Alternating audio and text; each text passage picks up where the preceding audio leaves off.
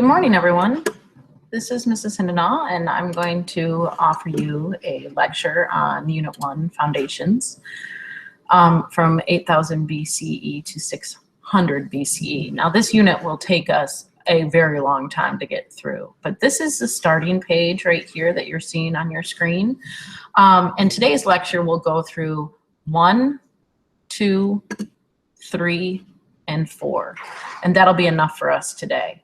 The next lessons and lectures will go, I'll probably spend a whole YouTube video on number 5, whole number on 6, maybe multiple ones on 7, just because they are giant. Notice on this screen I have this little, really simplistic timeline right here for you. I want you to note that.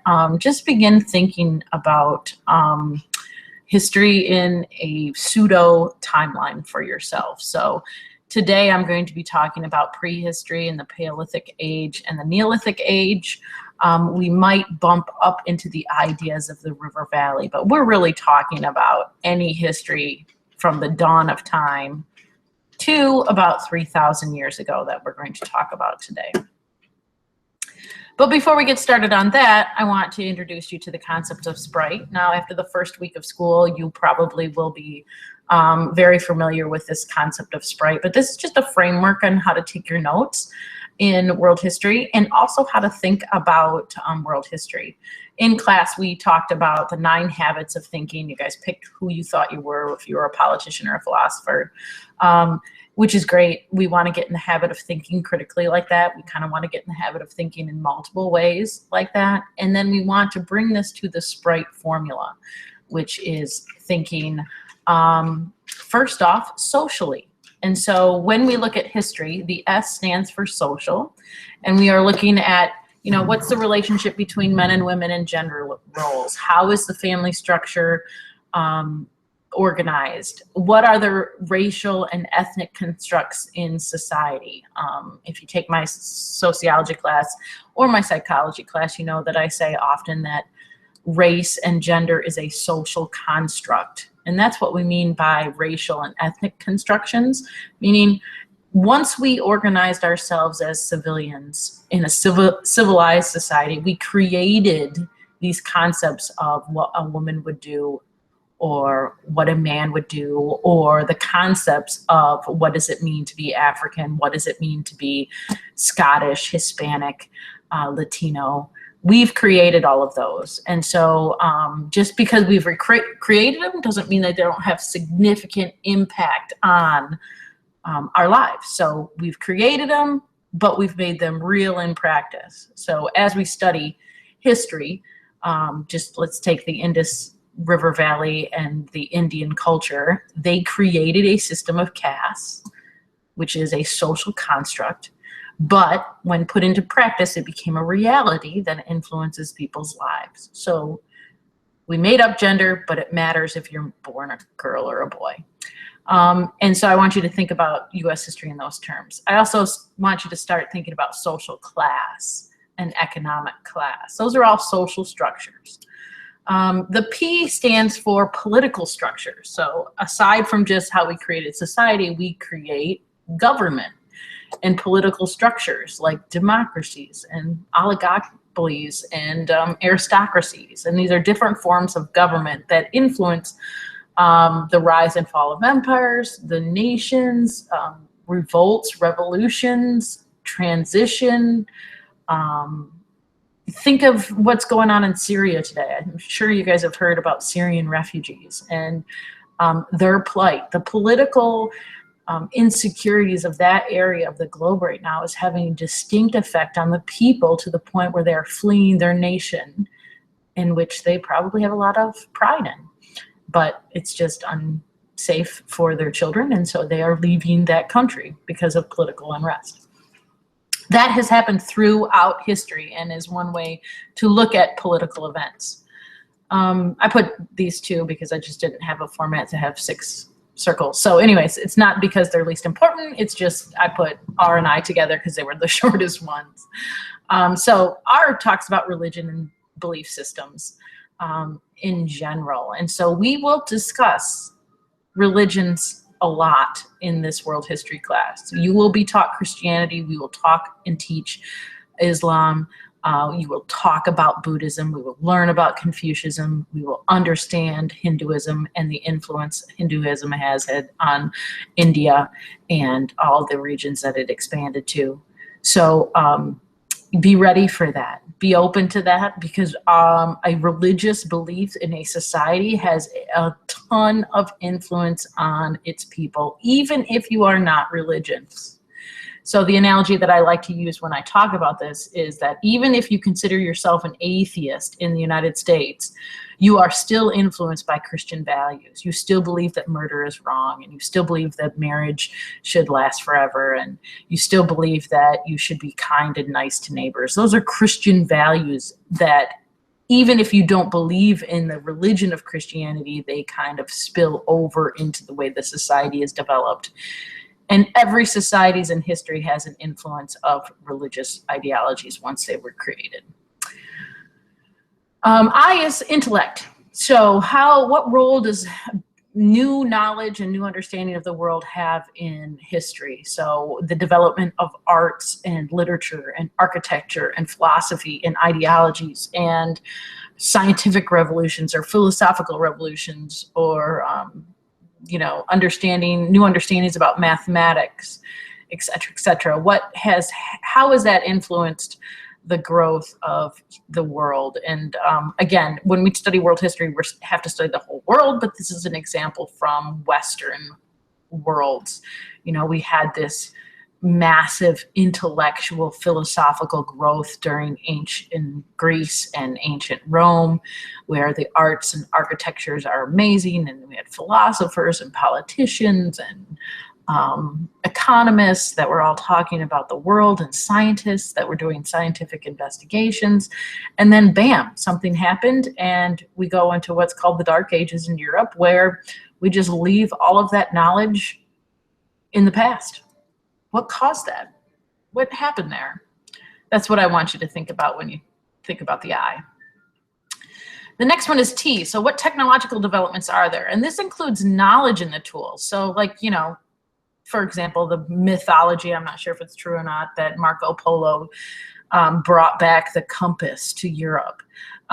You know, we had to understand how to use the compass, not just have a compass.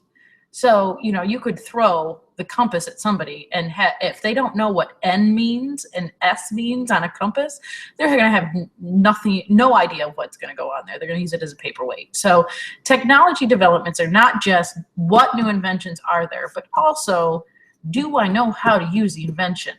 And that is also considered technology. And then the last way to look at world history is through economics. And so we're going to talk about agricultural, we're going to talk about pastoral production, we're talking about labor system, who does what, who gets what. Economics is about distributing limited resources and unlimited wants and needs. So we create structures in which feed people or not feed people. And again, all of this is human creation. So as I back out of this concept of Sprite, this is really the structure that Mr. Zimmerman and I, because he's also teaching a section of AP World History, wants you to use when you take notes on units. Be sure that you label S on a note that says this is about gender roles and family and social class. And P, this stands for the politics, and I'm talking about the government here. This is a religious influence. This is an intellectual influence. This is technology. Here, this is economics, and this is how your notes should be structured. We're going to work on this the first week of school, and we're going to really check your notes hard to make sure that I see an S, a P, an R, an I, a T, and an E clearly noted on your notes when you turn them in. This Sunday is when your notes are first due, so make sure you get Unit 1 started and read. If you have any questions about this, we'll talk about it in class, but I will ask you to listen to this video and then also ask you to bring me questions the next day. So moving on, this is another, I'm not going to spend a lot of time on this, but this is just a really quick chart on like the areas that we have to know about in world history. So you are going to be overwhelmed with the content. I am sorry about that, but we got a whole year, so that's good news. But there, look at the regions. These are amazing, and amazing things are happening in all of those. So where do we fall in these regions? We fall in North America, okay? We tend to think that every history, everything has happened here and here. It's called Western civilization, right? But look at all of the other histories that we tend to just not learn about in school. Yeah, that's a lot. So we are going to, of course, learn about North America and Western Europe. But in addition to this, we are also going to talk about Eastern Europe, South Asia, Southwest Asia, Africa, East Asia, all of these places, Latin America, all of these places we have to learn about. So we have where modern countries are here, and then examples of what we're going to look at. We're going to study a ton about Chinese dynasties, a ton about Japan. We are going to talk about the growth and spread of Islam a lot. We are going to talk about Russia and Eastern Europe and the role and the difference between Eastern and Western Europe and why that arrived and arose that way. We're going to talk about Latin America. You know, a quick question that a lot of people have about Latin America is why do some people enjoy the term Hispanic and other people in the United States refuse to be called Hispanic and prefer to be called Latino? And again, this is just, fun fact with Mrs. Hindenau, but if you have a Hispanic friend or a Latino friend and you're curious as to what they prefer to be called, you could simply ask them and say, politely say, hey, which one do you prefer, Hispanic or Latino? The history behind the words is that Hispanic was created by the United States government just as a placeholder for the census. And when we decided that, it was a bunch of people that were not Hispanic or Latino deciding what to call Hispanics and Latino. So that in and of itself is a little like, why are other people deciding what people of an ethnic descendant should be called? It's kind of like an interesting situation that grew out of there. And so that's how Hispanic came. But they chose that because these are cultures that are from European Hispanic descent. But if you talk to people from Latin America, from Mexico, Cuba, Brazil, Argentina, Chile, and you ask them to explain who they are, they will pick Mexican, Cuban, Brazilian, Argentinian. They will pick the nationality first. If you ask them, do they want to be called Latino or do they want to be called Hispanic? Again, some people are fine with Hispanic, but a lot of people that embrace Latino embrace it because they want to represent the descendants from the Mayan cultures, the Aztec cultures, the Incas cultures, and European colonies, plus the growth and influence of their African descendants. Because Latin America had a very different relationship with slavery than North America. Latin American countries had freed the slaves way before we did, and so many of the descendants are mixed ethnicities between European countries, mostly Hispanic, ancient indigenous cultures like Mayan and Aztec, plus former African slaves. And Latino represents all of those and not just European Hispanic. So quick fun facts. I'll move on from there. But world history is interesting, and I hope you find it interesting also. So what we are going to get into right now is the third part of this lecture, which is about prehistory. And this is what information do you need to know about the Paleolithic and the Neolithic societies. The first video that we are going to watch is a cute little minute video that gives you an idea of how large world history is and how old our world is. And that if the world was 24 hours, mankind would have about 5 minutes on the 24-hour scale, I think. The last 5 minutes of a 24-hour day would be what we're going to study in this class, basically. And so this is a just minute-and-a-half video. It kind of goes through the history.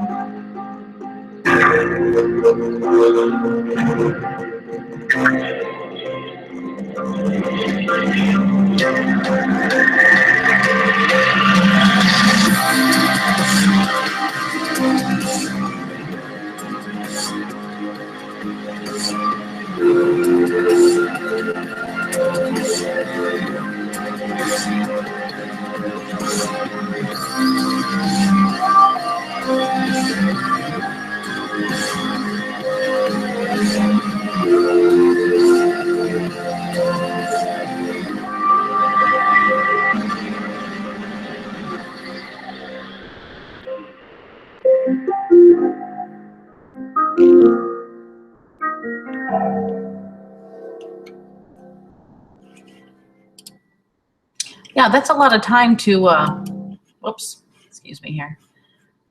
That's a lot of time to cover. We're not going to spend as much time as we should on Paleolithic and Neolithic societies, but if you are interested in that stuff, once you guys get to college, take an anthropology class. They are super cool.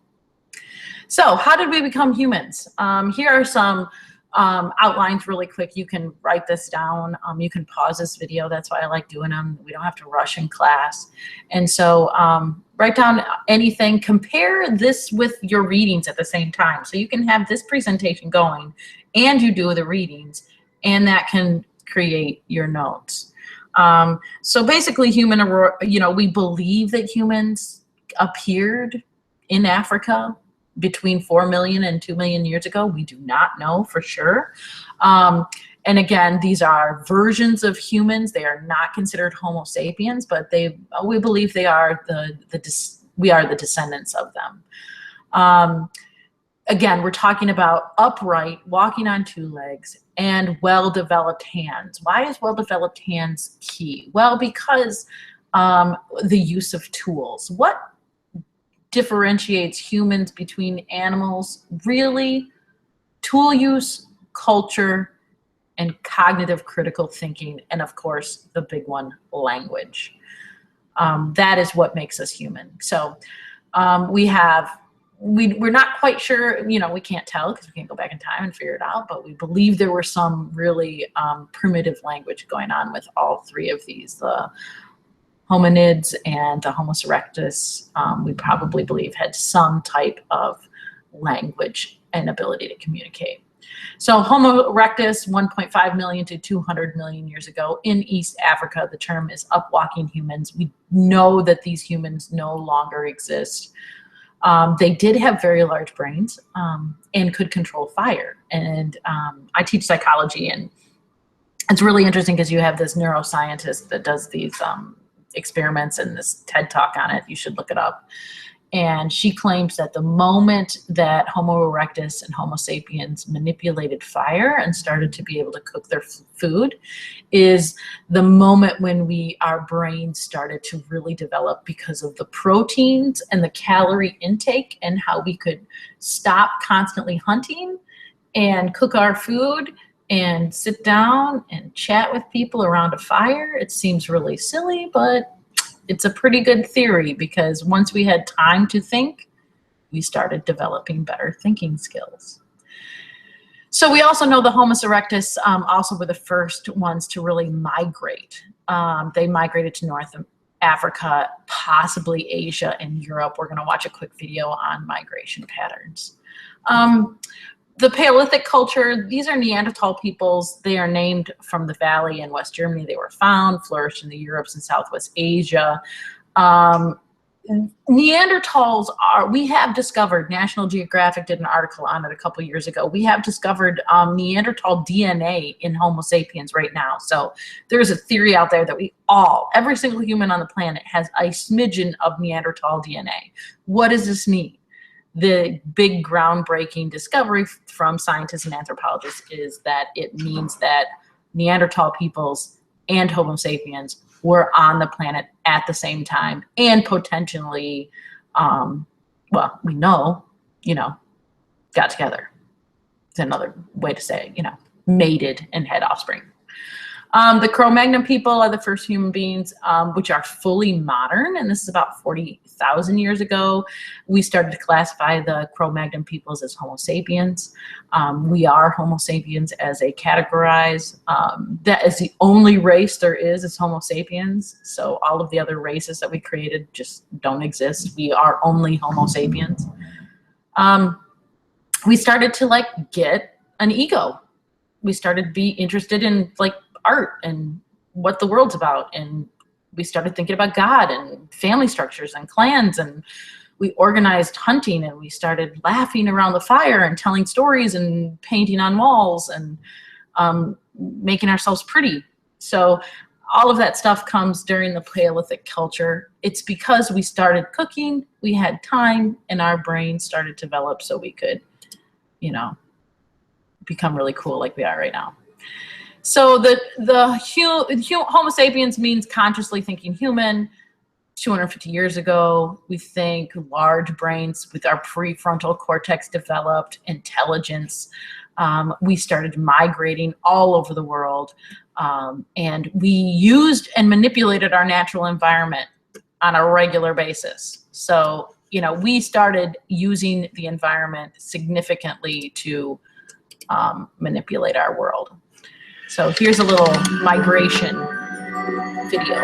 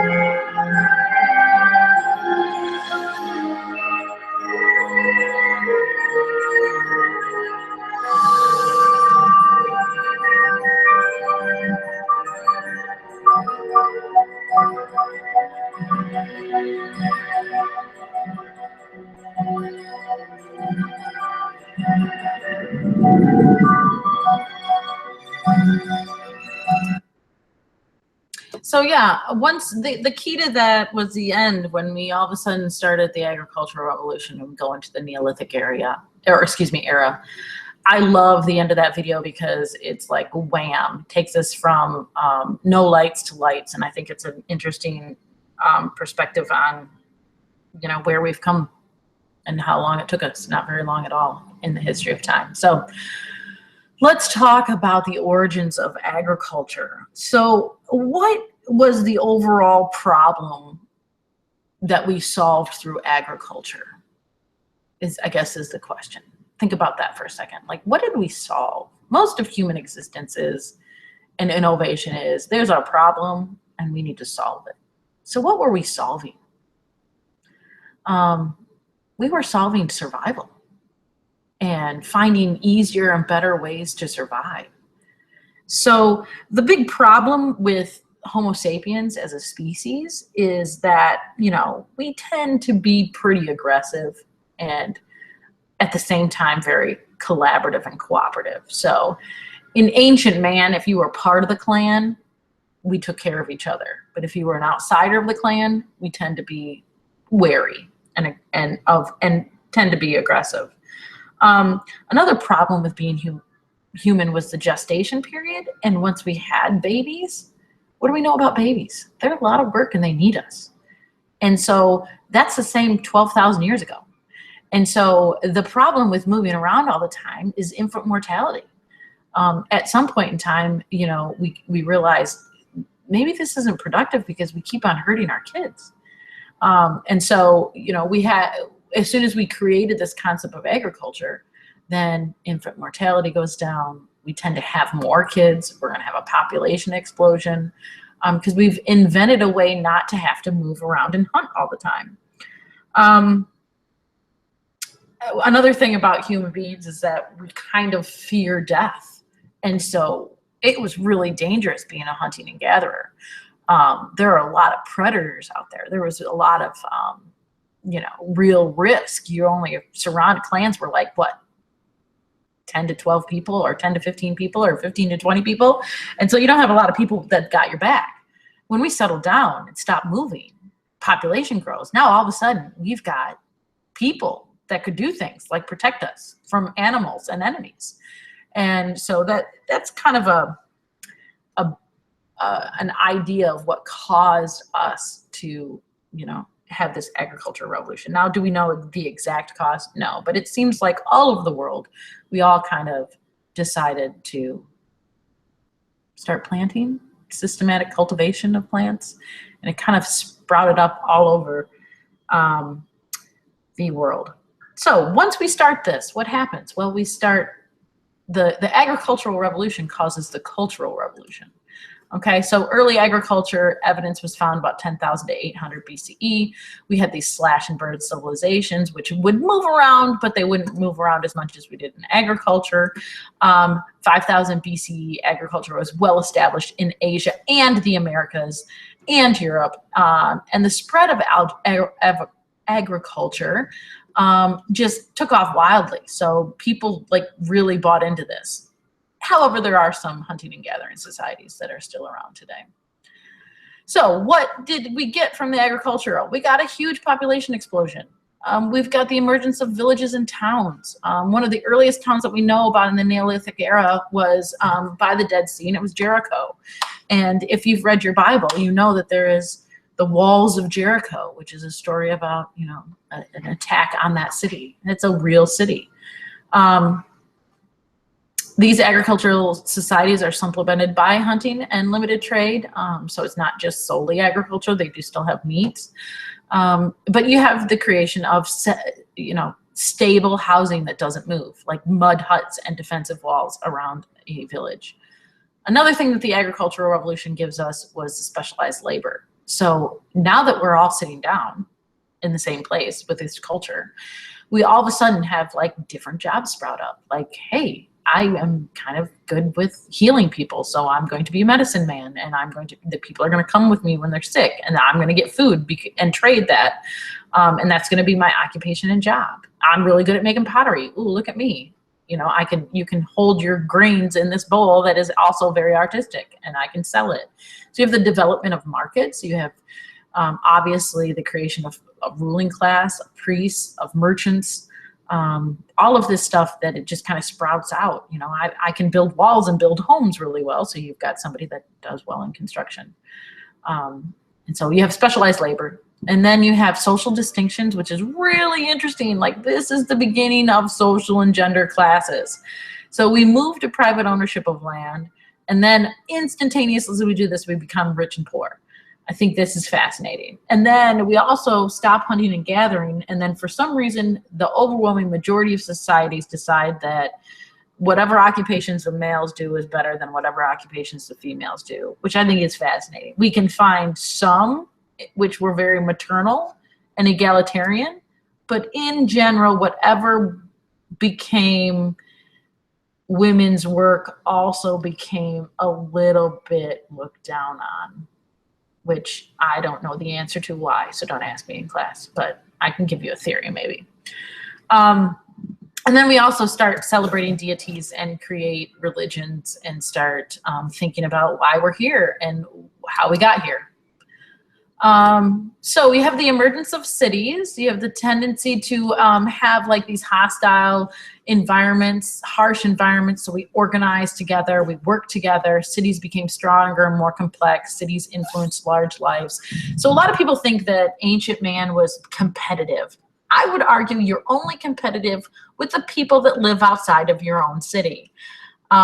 Within the city, we're pretty collaborative and cooperative because we have to really fit into this hostile, we are living in this hostile environment and we are working together for each other's survival. Again, we're going to southern Mesopotamia, make sure you know about this civilization. Other hearths or urban civilizations are the Indus River Valley, Nile River Valley, the Honghe, and that's just the Yellow River, and then the coastal jungles of Mexico. Obviously, a theory here is that, civilization spread out against water source or near water sources, for sure.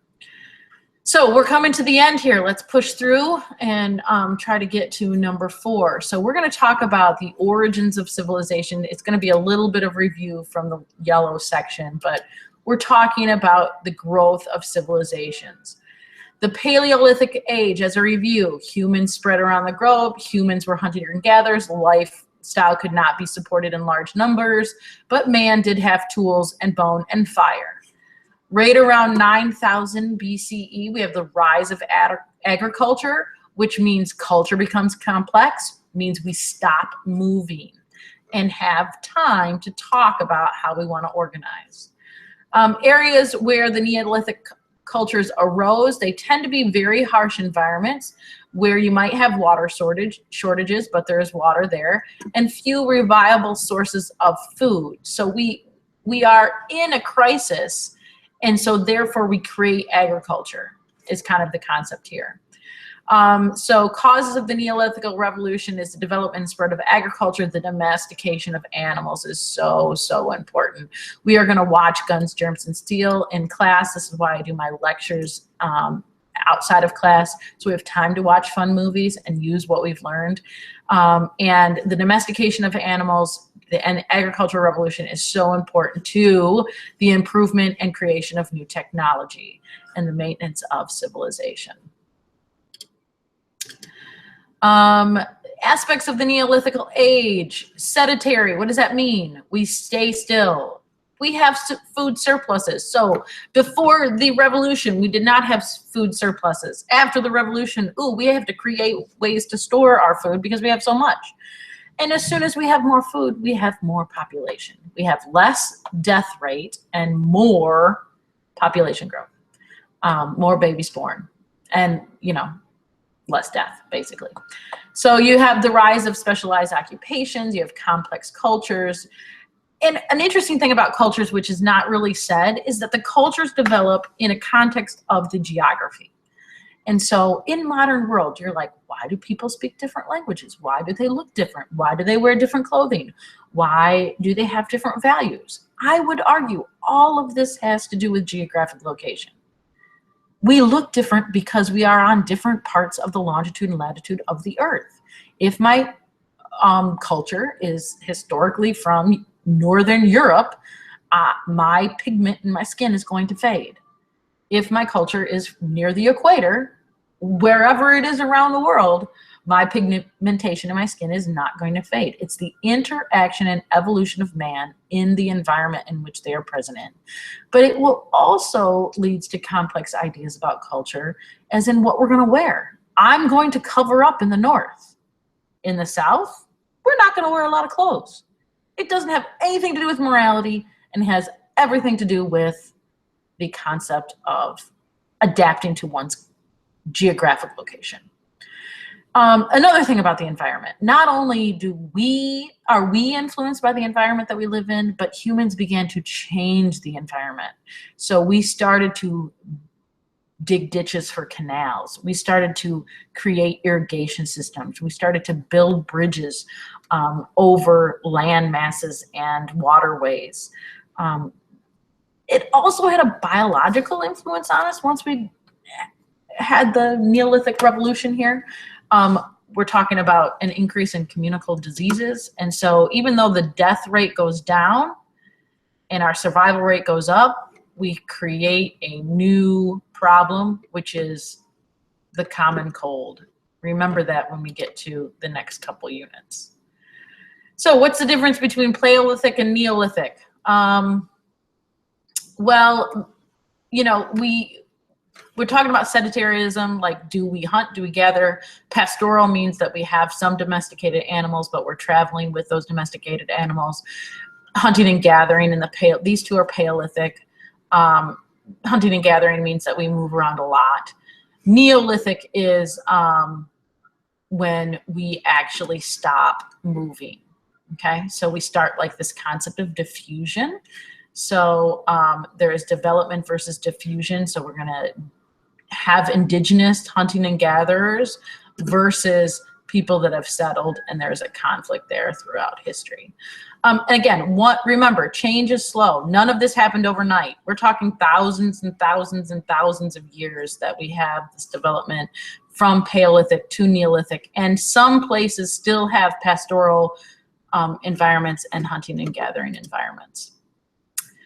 The first phase of civilization, the 5 centers begin around 4000 BCE. So we have the Tigris-Euphrates rivers, which is Mesopotamia, Nile, which is Egypt, ancient Egypt, the Indus River Valley, which is in India. You've got northern China, which is the Honghe, or what we know as Yellow River, and then Central America, where you have the development of the Aztecs, the Mayans, the Incas, all of those things in Central America.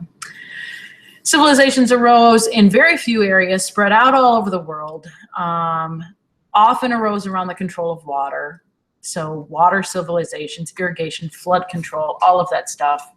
Egypt is really cool. Fun fact about Egypt, and this is what will make you take a double take about how big world history is. I read somewhere, you can check my sources on this, that Cleopatra is as far away in a timeline from the development of the Egyptian pyramids as she is to us putting a man on the moon in the timeline of world history. So going backwards in time, she is as far away from the development of the pyramids as she is to us putting a man on the moon. I want you to think about that. Egypt lasts for a really long time. And of course, Cleopatra was one of the last rulers of Egypt, ancient Egypt that we know. Fun facts. Culture of civilization. We have permanent institutions in civilizations. We have the development of the major religions. We have the development of major political systems. We have the rise of social class. This sounds a lot like Sprite. Oh, and we have the creation of gender, patriarchal systems in most places. You have the economic development of trade and commerce, which comes from the specializations of labor. Another key type of agriculture or key aspect of civilization, not agriculture, is record keeping. We started not only to talk and language development and all of that other stuff, but then we learned how to write things down, which is key to civilization. And then we have intellectual traditions like art, agriculture, stories, all of that good stuff start to develop. Another thing about civilization is that we started to talk to each other. So people would travel and get adventurous and go from one ancient civilization to another. So we would communicate with each other, trade with each other, but that also caused war, disease, and migration issues. So this comes to like the problems. Whoops, that's my dog, sorry. The problems with world history and understanding world history is that it's somewhat overwhelming. So that's what it comes down to, the Sprite thing. Make sure you're talking about social, political, religious, intellectual, technology, and the economics of world history. So what is the role of technology? How does it affect the environment is one aspect we could study. We could compare civilizations. We could talk about the importance of our early heritage. What does it mean to have a cultural hearth of European, like some Americans do, or a cultural hearth of African, like some Americans do? When did the ancient period start and end? And can we compare ancient and modern eras? There's a lot of questions in world history that we don't necessarily have the answers to, but we will try to figure it out together. So this ends your first lecture in world history. Be sure to do your readings this week. Unit 1 is due on Sunday night at 11:59. Every week your readings will be due. If you have any questions, you can ask me in class this week, or and I'm sure we'll talk about all of these subjects also, or you can message me on Schoology and we will get you introduced to Schoology also the first week. Have a good weekend.